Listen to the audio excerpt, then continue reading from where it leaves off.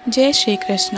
श्रीमद् भगवद गीता अध्याय 2 श्लोक 52। यदा ते मोह कलिलं बुद्धि व्यर्ति तरिष्यति तदा गन्तासि निर्वेदं श्रोतव्यस्य श्रुतस्य च। जब तुम्हारी बुद्धि मोह रूपी सघन वन को पार कर जाएगी तो तुम सुने हुए तथा सुनने योग्य सबके प्रति अन्यमनस्क हो जाओगे। तात्पर्य: भगवत भक्तों के जीवन में ऐसे अनेक उदाहरण प्राप्त हैं जिन्हें भगवत भक्ति के कारण वैदिक कर्म कांड से व्यतिरिक्त हो गई। जब मनुष्य श्री कृष्ण को तथा उनके साथ अपने संबंध को वास्तविक रूप में समझ लेता है तो वह सकाम कर्मों के अनुष्ठानों के प्रति पूर्णतया अन्यमनस्क हो जाता है, भले ही वह अनुभवी ब्राह्मण क्यों न हो। भक्त परंपरा के महान भक्त तथा आचार्य श्री माधवेंद्र पुरी का कहना है, संध्या वंदन भद्रम अस्तु भवतो भो अस्नान तुभ्यं नमो भो देवा पितृसच तर्पण विद्यो नाहं क्षमा क्षम्यताम यत्र कपि निषद यादव कुलोत्तमस्य कंसद्विषा अस्मार मध्यम हरा मिद्दलम मन्ये किमन्येन में।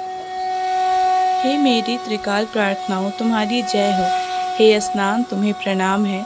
हे देव पितृगण, जब मैं आप लोगों के लिए तर्पण करने में असमर्थ हूँ, अब तो जहाँ भी बैठता हूँ यादव कुलवंशी कंस के हंता कृष्ण का ही स्मरण करता हूँ और इस तरह मैं अपने पापमय बंधन से मुक्त हो सकता हूँ। मैं सोचता हूँ कि यही मेरे लिए पर्याप्त है।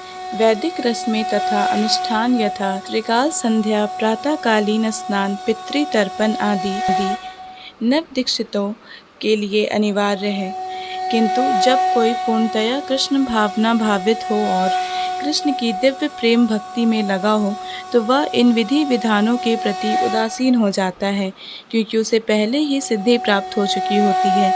यदि कोई परमेश्वर कृष्ण की सेवा करने ज्ञान को प्राप्त होता है तो उसे शस्त्रों में वर्णित विभिन्न प्रकार की तपस्याएं तथा यज्ञ करने की आवश्यकता नहीं रह जाती। इसी प्रकार जो यह नहीं समझता कि वेदों का उद्देश्य कृष्ण तक पहुंचना है और अपने आप को अनुष्ठान आदि में व्यस्त रखता है, वह केवल अपना समय नष्ट करता है।